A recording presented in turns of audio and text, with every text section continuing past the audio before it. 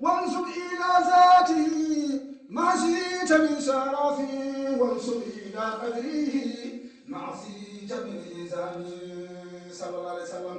فإن فضل رسول لله ليس له حق فيغلبان هنالك بفمه، صلى الله عليه وسلم. لولا ساب ندره آياته إذا من آيسمه حين آيات الضارس الإمام، صلى الله عليه وسلم. لم يمتحن بما تنقل به حرصا علينا فلم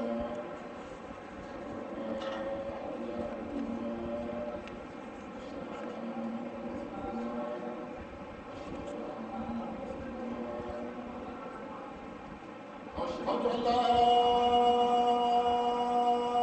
إله إلا الله، أشهد أن لا إله إلا الله،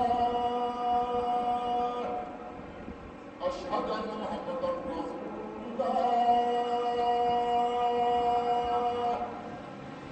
أشهد أن محمدا رسول الله. حي على الصلاة، حي على الصلاة، حي على الفلاح، حي على الفلاح. الله أكبر، الله أكبر، لا إله إلا الله.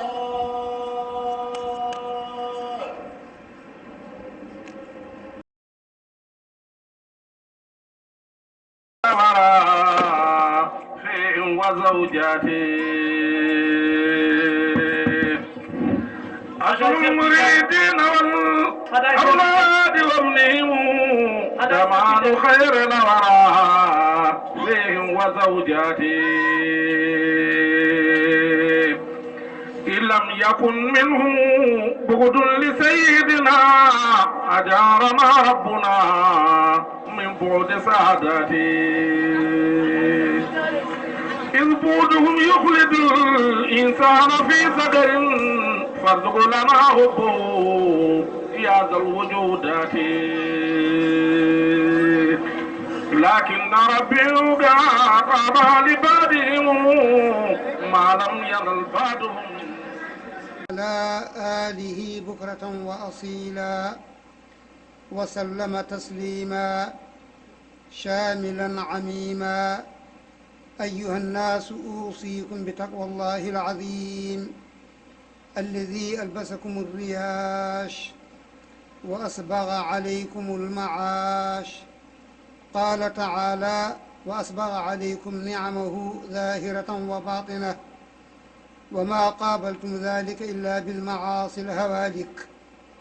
أتبنون ما لا تسكنون وتجمعون ما لا تاكلون وتكاثرتم حتى زرتم المقابر وتعاميتم كما تصاممتم عن العبر والزواجر. هل وعدكم الله في هذه الدار بالخلود فنسيتم اليوم المشهود؟ فكيف الحال إذا نزل الضيف المجتاح فما له قرن إلا الأرواح؟ الله الله عباد الله، واعلموا أنه ليس لهذا الجلد الرقيق صبر على الحريق. انظروا إلى جزعكم من الشوكة والرمضاء، سبحان من له ولا عليه القضاء. فأنتم أبناء السبيل فأوذنتم كل يوم بالرحيل، فاطلبوا خير الزاد التقوى والصداد. يا أيها الذين آمنوا اتقوا الله وقولوا قولا سديدا يصلح لكم أعمالكم ويغفر لكم ذنوبكم، ومن يطع الله ورسوله فقد فاز فوزا عظيما. زحزحنا الله وإياكم عن دار البوار، وأحلنا وإياكم دار القرار، وحمانا وإياكم عن حطام هذه الدار. سبحانه هو الله الواحد القهار. أصدق ما نطق به اللسان كلام الملك الديان. كل نفس ذائقة الموت وإنما توفون أجوركم يوم القيامة. فمن زحزح عن النار وأدخل الجنة فقد فاز. بارك الله لنا ولكم في القرآن العظيم، وأستغفر الله العظيم لي ولكم ولسائر المسلمين الآيات والذكر الحكيم. وأستغفر الله العظيم لي ولكم ولسائر المسلمين. يغفر الله لنا ولكم، آمين.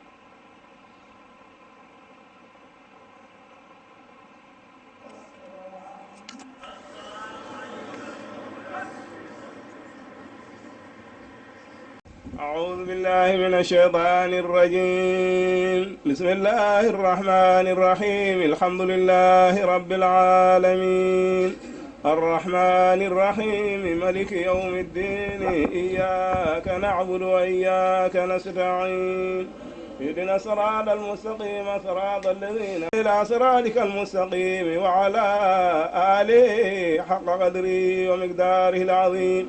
إن الله وملائكته يصلون على النبي يا أيها الذين آمنوا صلوا عليه وسلموا تسليما. صلى الله تعالى عليه وعلى آله وصحبه وسلم تسليما. سبحان ربك رب العزة عما يصفون وسلام على المرسلين والحمد لله رب العالمين.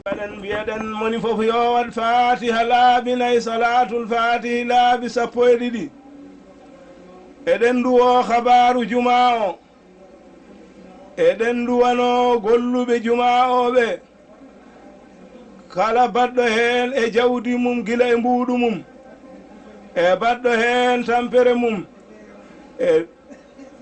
e deyre mum e baɗɗo hen feere mum e tindinore mum moƴƴere fofof eɗen luwano fatiha laabinayi salatul fatihi laabi 12 eɗen ñaagi allah kala ko juula e jama he e kala ko allah rewa hen fofof yo allah jab kala ko duwa hen yo allah jaabo kala ko moola hen yo allah dandu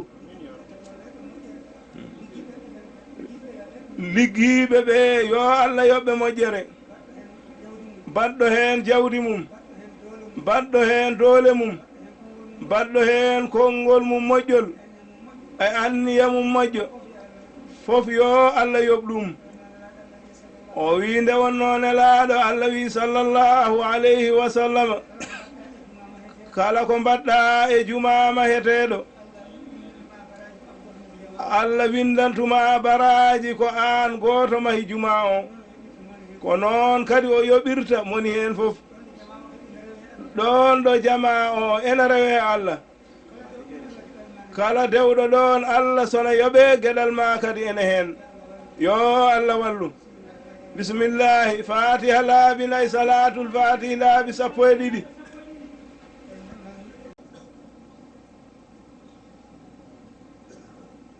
mum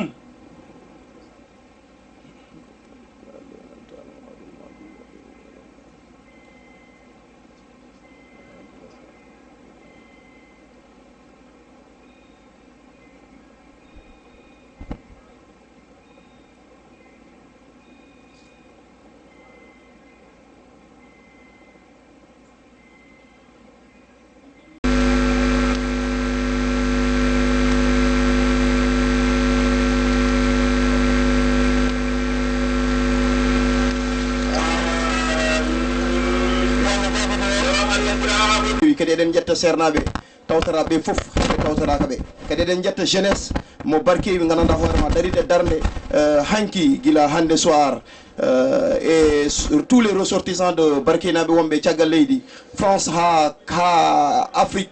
Franchement goto foof waɗi hen junggo muɗum min mbirimo ko Kalidou Mbodj président de l'association des ressortissants de Barkewi en France. Je suis dédié par exemple par là une mission de tout ce qui est médiation de l'ouverture de grande mosquée de Barkewi. Alhamdulillah non gasse e dow jaam e cellal hamin jetta bandiraɓe foof Yella TV, Kebse TV, Pindi TV. Franchement eteɓeɗo foof gari ko pour mawninde ñalawma mo gandanɗa hoorema Allah mawnini avant keɗen mawnina ko yettere Allah yo Allah o hokki en duwa uji ñagareɗi hen ya barke Allah.